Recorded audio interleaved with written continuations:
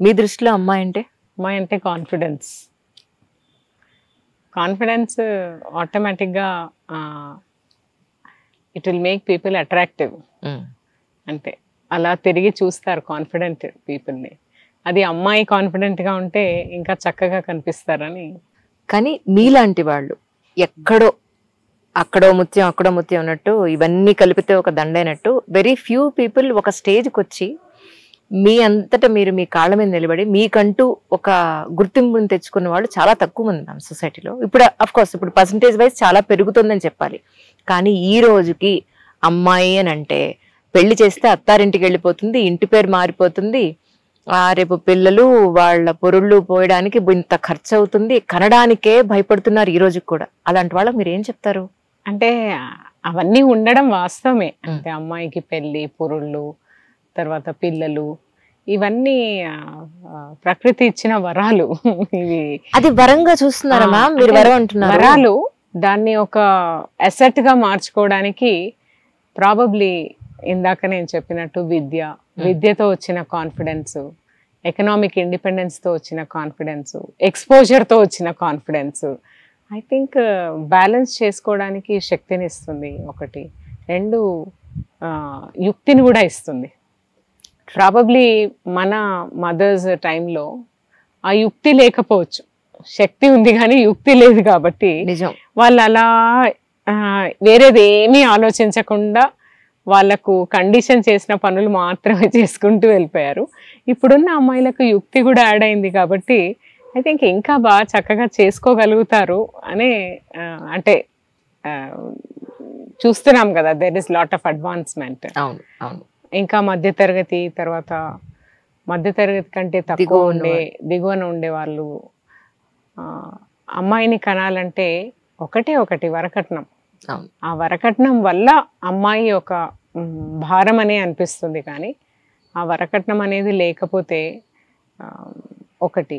రెండు, చదివించుకోగలిగితే అమ్మాయిని చాలా వరకు సమాజం తొందరగా మారుతుంది అన్నది నిర్వివాదం. అది మ్యామ్ నిజంగా మీరు ఒక ఐపీఎస్ ఆఫీసర్ అనేది కాసేపు మనం పక్కన పెడితే, యాజ్ ఎ విమెన్ ఒక క్రైమ్ జరిగినప్పుడు జనరల్గా ఒక రేప్ విక్టిమ్ని మనం తీసుకుంటే కనుక అబ్బాయి చేసిన తప్పుకి అక్కడ అమ్మాయి బలవుతుంది జనరల్గా.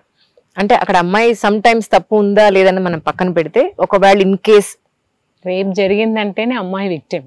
ఎగ్జాక్ట్లీ.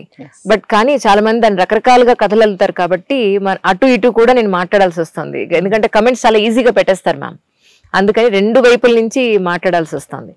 అయితే కనుక ఆ అమ్మాయి ఏదో క్యారెక్టర్ పోయినట్టు ఈ అబ్బాయిని మాత్రం అలా క్యారెక్టర్ పోయిన వాడిగా చూడదు సమాజం. ఇప్పటికీ అలాగే ఉంది.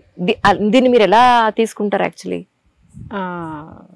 మనకు రిపోర్ట్ అయ్యే రేప్ కేసెస్లో, ఐ మీన్ సెక్షువల్ అసాల్ట్ అనుకోండి, సెక్షువల్ అబ్యూస్ అనుకోండి, వాటిలో చాలా కూడా చట్టం ప్రకారము మైనర్ ఎలోప్ అయితే ఆటోమేటిక్గా మనము కిడ్నాప్ రిజిస్టర్ చేయాలి.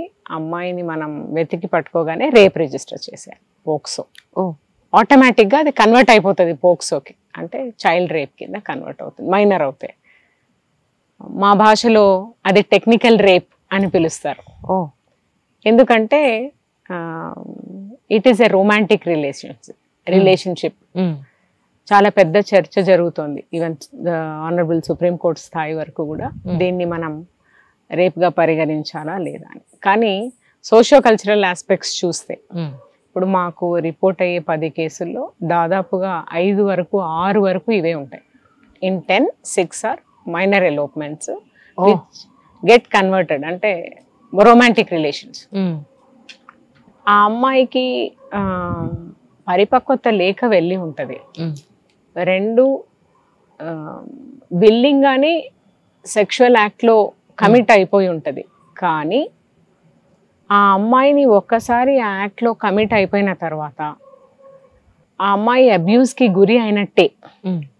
ఎందుకు గురి అయినట్టు అంటే ఆటోమేటిక్గా తను వల్నరబుల్. అవును. రేపొద్దున ఆమె బాడీ, ఆమె మైండ్ అంతా కూడా దోచుకోబడింది అన్నది వాస్తవం. అలాంటప్పుడు నేను దాన్ని టెక్నికల్ రేప్ అని, లేదంటే ఎలోప్మెంట్ అని, నా భాషలో నేను చెప్పొచ్చు. ఎందుకంటే ఆ అమ్మాయి కోర్టుకు వచ్చి కూడా ఏం చెప్తుందంటే నేను విల్లింగ్గా వెళ్ళిపోయాను. ఎగ్జాక్ట్లీ. తర్వాత ఏమవుతుందంటే అదే పర్పెట్రేటర్ అంటే ఎవరైతే ఆ అమ్మాయిని తీసుకొని వెళ్తాడో అతన్ని పెళ్లి చేసుకునేట్టుగా చిత్రీకరించబడుతుంది. ఎందుకంటే మళ్ళీ లేదు అనుకోండి, రీవిక్టిమైజ్ అయిపోతుంది సమాజంలో. ఈ అమ్మాయి మీరు చెప్పినట్టు ఆ అమ్మాయి క్యారెక్టర్ లేదు, ఫలానా వాళ్ళతో వెళ్ళిపోయింది కాబట్టి ఏం చేస్తున్నారంటే అదే అబ్బాయికి లొంగిపోయి మళ్ళీ పెళ్లి చేసుకొని తర్వాత వాళ్ళతో జీవనం గడపలేక immediately after 1 year or 2 years వాళ్ళకి తెలిసిపోతుంది, వితిన్ మంత్స్ తెలిసిపోతుంది చాలా వరకు ఇది రాంగ్ డెసిషన్ అని. ఆ రాంగ్ డెసిషన్ అని తెలుసుకునే లోపలే మనం ఏం చేయాలంటే లాట్ ఆఫ్ అవేర్నెస్ దట్ శిక్ష ఏం పడుతుంది, ఇలా వెళ్ళిపోవడము తప్పు అని చెప్పడం కంటే చట్టరీత్యా తప్పు అన్నది అబ్బాయికి చెప్పడం మోర్ ఇంపార్టెంట్. ఎప్పుడైతే మనము చట్టం ఎందుకు ఇలా నిర్దేశించబడింది, చట్టం ఎందుకు మనం రూపొందించుకున్నాము, వాట్ ఈజ్ చట్టం అంటే ఏంటి, మనకు ఎలాంటి అన్యాయాలు జరుగుతున్నాయో దానికి అనుగుణంగానే చట్టం వస్తుంది. కరెక్ట్. అంటే ఇది మనం చైల్డ్ రేప్ కింద రిజిస్టర్ చేస్తున్నాము అంటే ఆటోమేటిక్గా చట్టం ఏం చెప్తుందంటే అమ్మాయి వల్నరబుల్, అమ్మాయి విక్టిమ్ అనే చెప్తుంది. కానీ సొసైటీ అలా ఎందుకు తీసుకోవటం లేదంటే మనము అబ్బాయి వైపు తర్వాత సమాజంలో అమ్మాయి నష్టపోతుంది అన్న దానికంటే కూడా అబ్బాయికి శిక్ష పడుతుంది, ఇది శిక్షార్హత కలిగినది, ఇది నేరము అన్నది మనం ఎక్కడ కూడా పాపులరైజ్ చేయలేకపోతున్నాం. అవును.